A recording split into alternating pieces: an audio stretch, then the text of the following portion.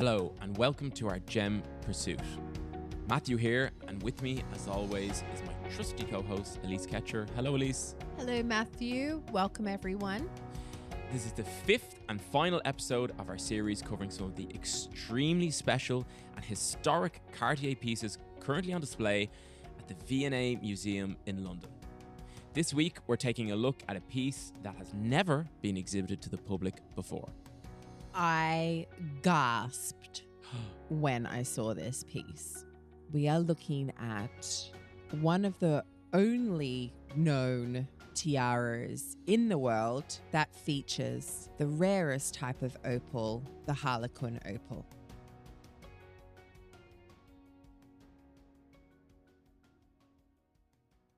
Welcome to the last audio guide for the Cartier exhibition located in London at the V&A Museum. If you're following along live in the exhibit, we'll give you the location of today's amazing item. However, should you be afar, don't fret. Our show notes have pictures and links so you can follow along just as well. For those who are following along, make your way all the way through to the last room, the Tiara Room, which features over 27 tiaras. Look around at all of the tiaras until you come across the last tiara. This one features opals. Get yourself comfortable. We're going to start. I mean, walking through the exhibition, Elise, when you get to this room, I mean, it's sensory overload if you're into jewellery up to this point, and then it really finishes on such a high. An entire room with these really nice display columns going through it, set with incredible tiaras. But as you said, this one really stands out. The design is beautiful, and we'll talk about that shortly. But as we mentioned in the intro, it's the opals in this piece that really set it apart. One thing that I always look for at exhibits like this, Matthew, is, and I said in the previous audio part of the audio guide in this, that there was 27 tiaras. There's actually, I think, about 15 in here. 27 is the amount that was commissioned by King George for his coronation. But you always search out for things that you haven't seen before in person. Now, you and I have been working in the jewelry industry for a very long time. So, walking through the Cartier exhibit, I was greeting items in there that are like old friends of mine because I've seen them and visited them many times in different exhibitions around the world. However, it's when you get to a room like this where you have parts of private collections where the owners have actually lent their item to the exhibit that you have an amazing experience with a piece of jewelry that has almost been like it's been sleeping for a decade, or more.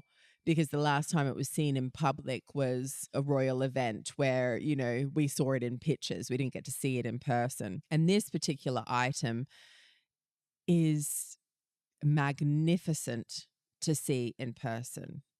Anybody who does love opal as a gemstone will understand that opals themselves are almost like a living thing.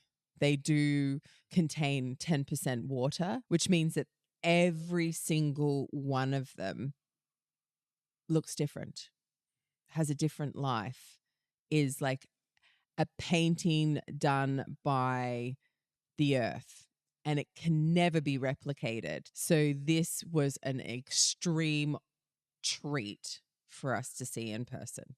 One of our favorites, one of my favorite stones anyway, certainly, and thankfully turns up in a lot of antique jewellery. Favorite, particularly the Victorians, and obviously this tiara is a little bit later.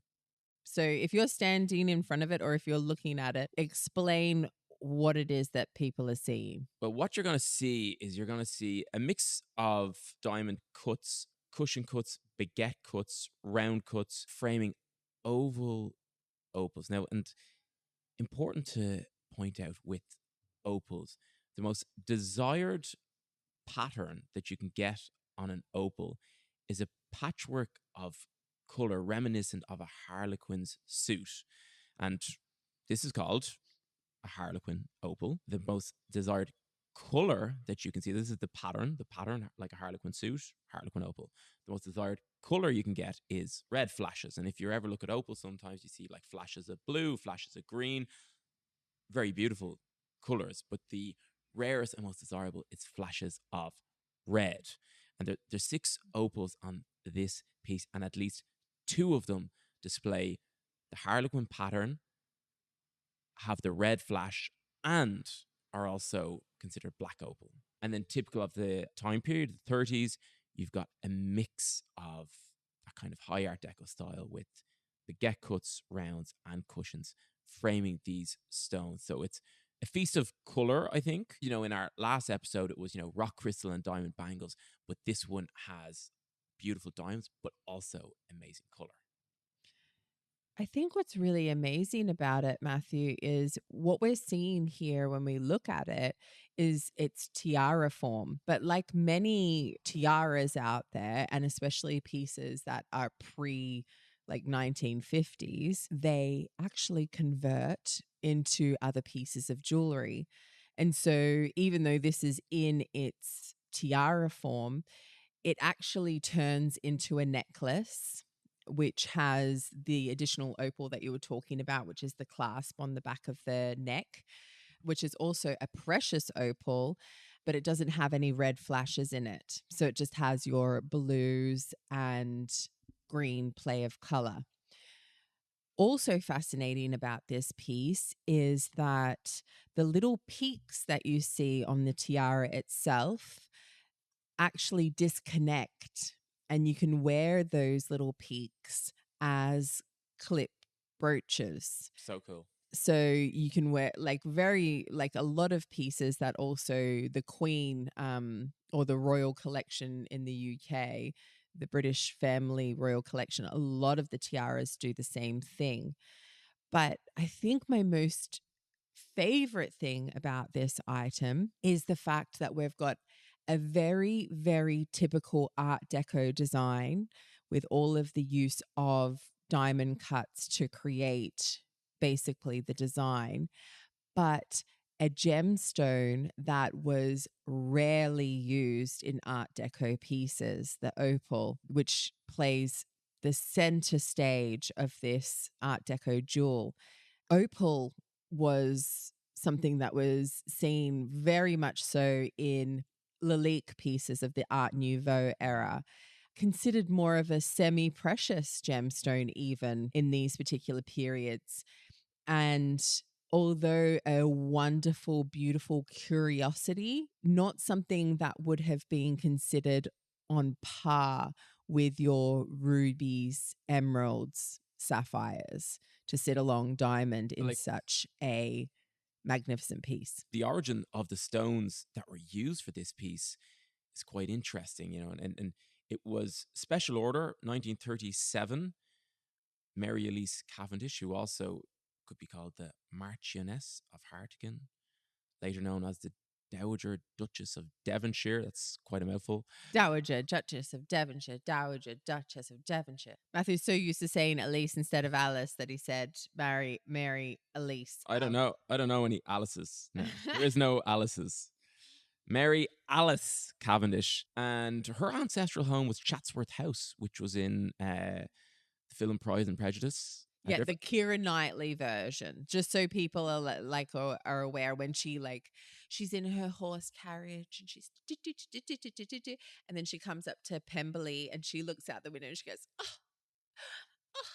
at the home that she could have had if she had just said yes to him, which she totally should have. Egg. Anyway, if you look at that beautiful home, Chatsworth House, which I've actually been to. Oh my gosh. Amazing history in that house. Like even one of the Mitford sisters actually was one of the which? The Mitford sisters. We'll probably do episodes on the Mitford sisters in the future. But this particular home also one of the Mitford sisters lived in. But as you were saying, Matthew, her husband was away, and like all good husbands, when you're away from home doing a long business trip, you should come home with a gift.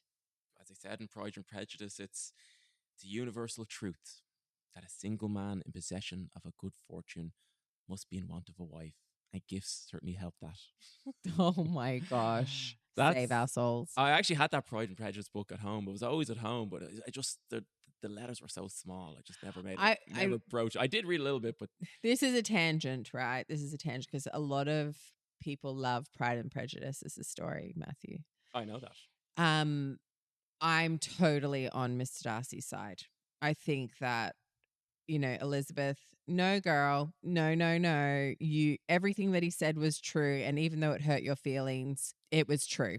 Everything that he said. But moving swiftly on, we're not talking about Pride and Prejudice. We're talking about Mary Alice Cavendish. When her husband returned from his government tour of New Zealand and Australia in 1936, he brought back these black opals for her. Amazing. I mean, it doesn't have it specifically documented, but the tiara itself was then created in 1937, commissioned, and the likelihood they is provided the opals. So these particular opals are very typical of Lightning Ridge in Australia. They are known for having the best play of color. If you want to learn more about opals, please go to our opal episode, which will teach you more about opals. But for this particular episode, we're just talking about how these opals were then turned into this piece of jewelry. And the tiara, of course, was created for the coronation of King George VI in 1937. And so made specifically in the Art Deco style, which was the styling of the time, and then worn not only for that coronation, but for coronations that happened in the future, specifically one very famous coronation. Queen Elizabeth. It's not a quiz, Matthew. That's a good question. That's a good question. I'm trying to lead into it so that you can say. This is a very important coronation, Elise. And her role in it, I thought, was quite interesting, because when I read this job, it wasn't one I had ever thought of before, actually. But she was the mistress of the robes. Please explain. The mistress of robes is actually a very important job. She's in charge of making sure that all of the ladies in waiting are organized, know their jobs, know what they're doing. But she's also in charge of the dresses, outfits, clothing, and very importantly, the jewelry. So there's a lot of photos of the coronation of Queen Elizabeth and in the second, and a lot of events that happened around that time. And Mary Alice is always there, always in close proximity, right? She really was the right-hand woman in that regard. In the coronation in 1953, she assists the Queen, but she also wears this beautiful opal tiara. But as you pointed out, this is a dual purpose, or actually maybe it has three purposes if you declip the clips from the top of the opal stems. But she's actually wearing it as a opal necklace during this ceremony. And you can see it quite clearly in some of the photos. But as you referred to at the start, this one was, in inverted commas, went missing for many, many years. And the Cartier exhibition is the first time it's been on public display. Have you seen The Crown, Matthew? Yes, unless there's a very, very new series. No. I was just asking because The Crown itself kind of goes over a little bit about Queen Elizabeth II's coronation. And I think one of the really special parts about her coronation is the fact that it was televised. So it's one of the it is the first time that basically the monarch's full flock could watch the full flock, I don't know, whatever it's called, Subjects. subjects, there you go, could watch her be crowned queen. Yeah, and Like, but you know, it's the technology of the time that really made it. It was TV. It was like a new thing, so it elevated it. but it adds pressure, right? So you're being televised. It's like today, I look at kids today and they, when I was in high school, I didn't have to worry that, I'd do something stupid and someone take a video of me and then it's out there forever of me doing something stupid, right? It's the same thing with this coronation. There's so much more pressure because everybody is watching. And so the mistress of the robes, her role in this was like the queen was putting so much trust in her. She was like, okay, during the whole ceremony, when you're being crowned a monarch, you have 5 different ceremonial robes that you wear. 5. And they have to go in a certain order.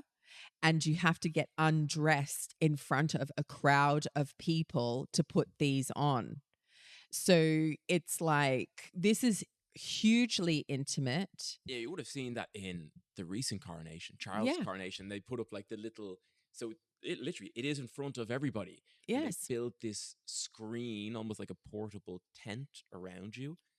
And these are, I'm imagining, not easy robes to get into. No. Or out of. No. And this is the thing, is like, she would have been so trusted by the queen to be able, number one, I'm being televised for the first time doing this.